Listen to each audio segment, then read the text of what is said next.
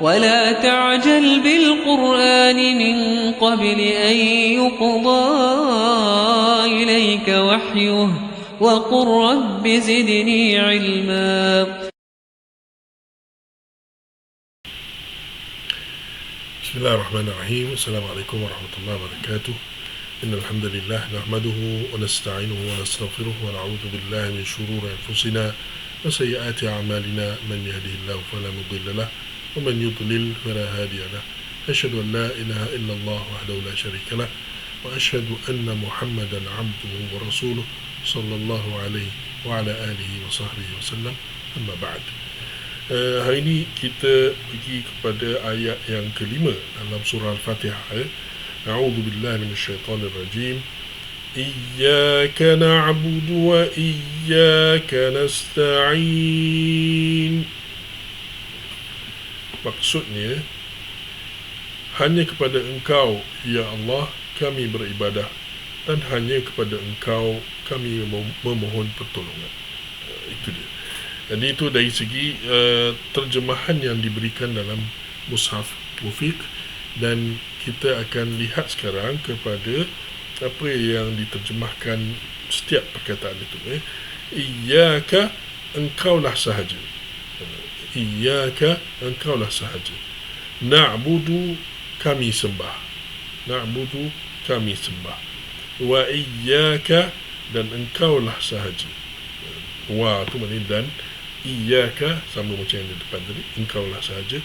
Nasta'in, nasta'in, kami memohon pertolongan. Jadi itu yang dinyatakan sebagai maksud setiap perkataan yang digunakan dalam surah Al-Fatihah ini. Baik, kita lihat dengan lebih terperinci, iaitu dalam ayat ini yang mana datangnya satu, tiba-tiba datang ayat yang menyebutkan siapa yang Allah sedang berucap ini, kepada siapa, iaitu kepada apa ni, ia adalah firman Allah, tapi di sini dia sebut iyyaka, engkau tu siapa? Adakah Allah atau kita, antara kita ke Allah? Tapi maknanya iyyaka di sini sebenarnya Allah. Sebenarnya Allah. Jadi bukannya Allah bercakap dengan kita, tapi di sini Allah memberikan kepada kita satu ayat untuk kita bercakap dengan Allah. Nampak? Dia tiba-tiba ayat ni jadi macam ni. Sebelum ni Alhamdulillahirabbilalamin, tak ada disebutkan siapa, kepada siapa ke, tak ada. Semua disebutkan di situ pujian bagi Allah. Begitu. Bagi Allah dinyatakan, bukan pada bagiku. Allah tak ada kata bagiku. Okey. Kemudian Ar-Rahman Ar-Rahim masih lagi tak ada.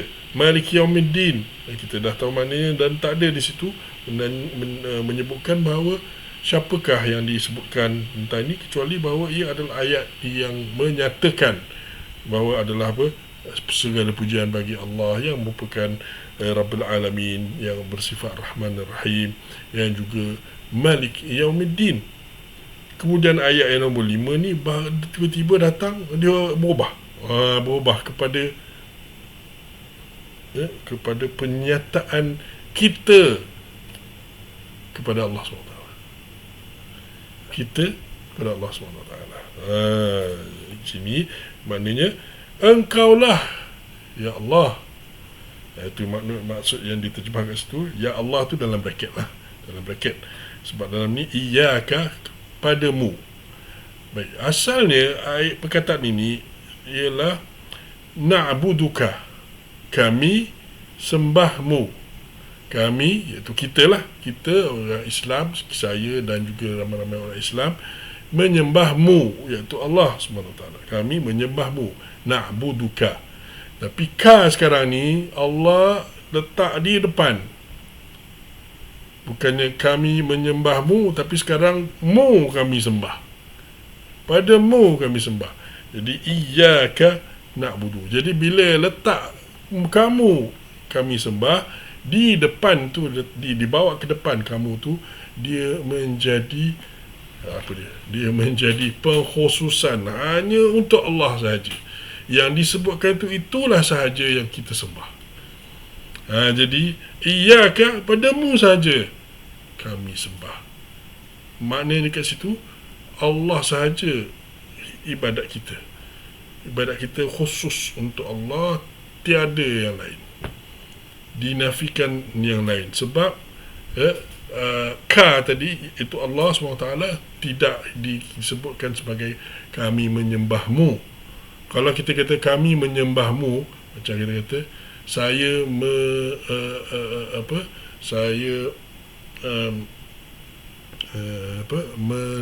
menembak burung satu, ataupun saya menembak burung. Saya menembak burung murai contohnya lah, saya menembak burung murai. Adakah maksud dekat situ dan kata-kata itu menafikan bahawa saya ada tembak burung lain dan benda lain? Ada tak ia menafikan dalam statement saya tu saya menembak burung murai dan tak ada lain? Tak ada tu, dan tak ada lain itu tak ada. Burung murai sahaja saya tembak. Tak ada maksud tu. Sebab bila kita kata saya tembak burung murai, maknanya kita ada tembak burung murai lah, tapi tanpa ada penafian tentang kita menembak yang lain. Tapi kalau kita letak burung murai sahaja yang saya tembak, maknanya tak ada lain lagi dah kecuali burung murai sahajalah yang saya tembak. Begitu juga dekat sini, iyyaka na'bud, padamu sahaja ya Allah kami sembah. Di sini satu kata-kata yang penting. Satu, dia nyatakan apa yang kita buat. Yang kedua, dia nyatakan apa yang berhak Allah berhak, iaitu Allah mengisyaratkan kat sini bahawa sebenarnya yang berhak disembah hanya Allah sahaja. Itu sebab kita kata kepadamu sahajalah yang kami sembah. Sebab yang lain selain daripada Allah, apa jenis ibadat sahaja yang patutnya untuk Allah, tak boleh kita alihkan kepada selain Allah. Selain Allah maknanya makhluk tak boleh terima ibadat, sebab ibadat hanya untuk Allah Subhanahu Wa Taala. Iyyaka na'budu, dan inilah satu ungkapan tauhid yang penting sangat. Penting sangat ni, sebab dia penyataan yang benar dengan pengkhususan kepada Allah Subhanahu Wa Taala, yang dibuat macam ni cara dia, dinyatakan seperti ini. Kita mungkin tertanya-tanya, kenapa pula Allah saja yang boleh berhak menerima ibadat? Kenapa kita tanya? Ataupun mungkin ada orang tanya. Jawapan dia adalah, dalam ayat Fatihah ni ada ayat-ayat yang sebelum tu kan, dia nyatakan pasal apa? Pujian bagi Allah, dia adalah siapa? Rabbul Alamin, dia pencipta dia. Kita dah cerita itu. Ar-Rahman Ar-Rahim, Maliki Yawmiddin, maknanya di dunia pun dia cipta kita dan letak kita di bumi ini. Dia bagi kita apa yang kita perlukan dan apa semua, jaga kita semua kat sini di dunia. Dan di akhirat juga dia juga Raja, Maliki Yawmiddin, dia juga yang kontrol. Jadi kok mana makhluk kok mana makhluk itu ada kelayakan untuk disembah? Kat mana? Tak ada. Dunia pun Allah, di akhirat pun Allah, maka sahaja Allah sahaja yang berhak disembah. Itu benarlah kata-kata ini, iyyaka na'budu. Dan kemudiannya wa iyyaka nasta'in, dan kepadamu sahajalah kami minta pertolongan. Nasta'in, kami minta pertolongan. Nah, pertolongan ini dia juga macam dia dalam, kalau kita kata na'bud itu ibadat, nasta'in ni dalam hal benda yang kita perlu. Jadi dalam benda yang kita perlu, kita minta siapa?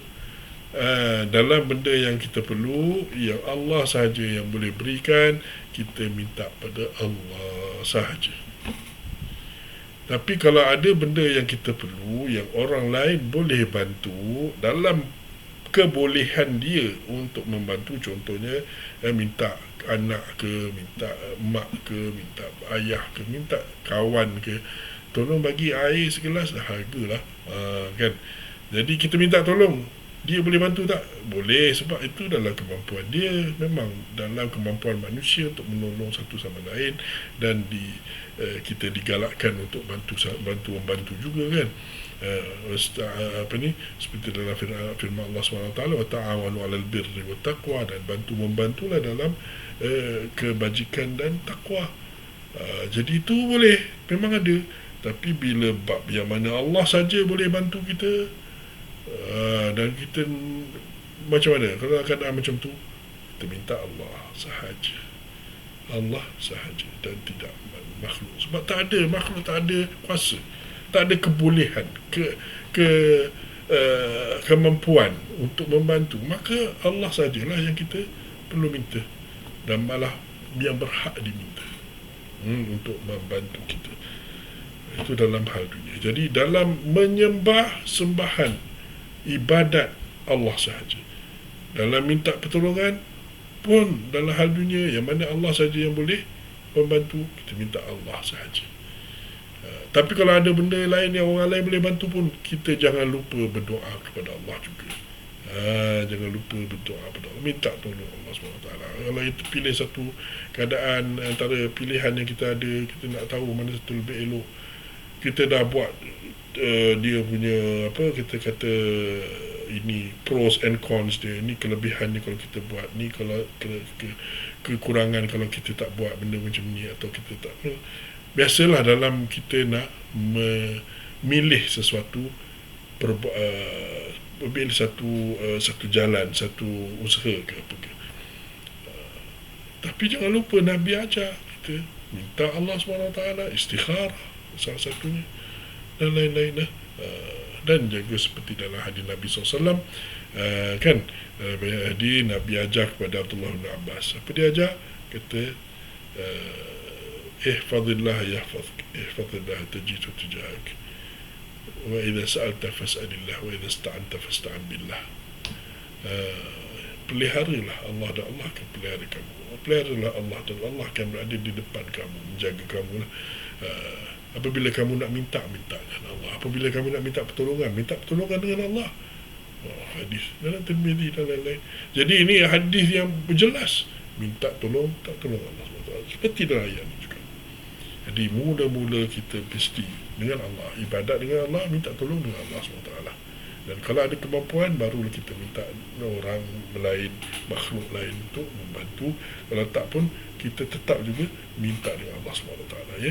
Jadi iyyaka na'budu wa iyyaka nasta'in. Cuma satu kesilapan yang mungkin kita baca dalam ayat ini, kalau kita tak ada letak sabdu, salah baca, iaitu dia kata iyyaka, bukan iyyaka. Jadi iyyaka salah. Sebab iyyaka, iya tu ialah daw, iaitu cahaya, lebih kurang macam itulah maksud dia, cahaya.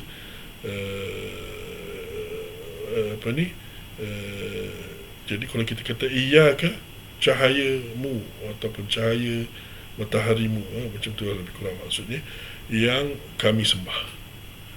Salah tu. Tu jadi macam mana tu? Dah jadi salah lah. Makhluk yang kita sembah tu kalau macam tu, kan? Cahaya mataharimu, iyyaka, tu salah. Kalau iyyaka, tu betul. Jadi tolong betulkan bacaan ni, dan tolong resapkan dalam hati tu dan jiwa tu makna ayat ini. Penting tu sangat tu. Dan kita akan ulas lagi tentang keseluruhan ayat ini, apa surah ini. Tapi untuk sementara ini, itu saja yang kita akan jelaskan dari segi maksud iyyaka na'budu wa iyyaka nasta'in. Semua ibadat hanya untukmu, semua jenis ibadat asalnya ibadat untuk Allah sahaja. Dan kalau kita nak minta pertolongan, minta Allah sahaja dalam hal yang mana Allah sahaja yang berkemampuan, yang boleh membantu, yang lain tak ada kemampuan. Baik, sampai situ saja insya-Allah. Semoga ianya bermanfaat. Kita akan sambung dengan ayat ihdinas siratal mustaqim pada esoknya. Sallallahu alaihi nabiyina Muhammad wa ala alihi wa sahbihi ajma'in. Alhamdulillahirabbil alamin. Subhanakallahumma wa bihamdik asyhadu an la ilaha illa anta astaghfiruka wa atubu ilaik. Assalamualaikum warahmatullahi wabarakatuh.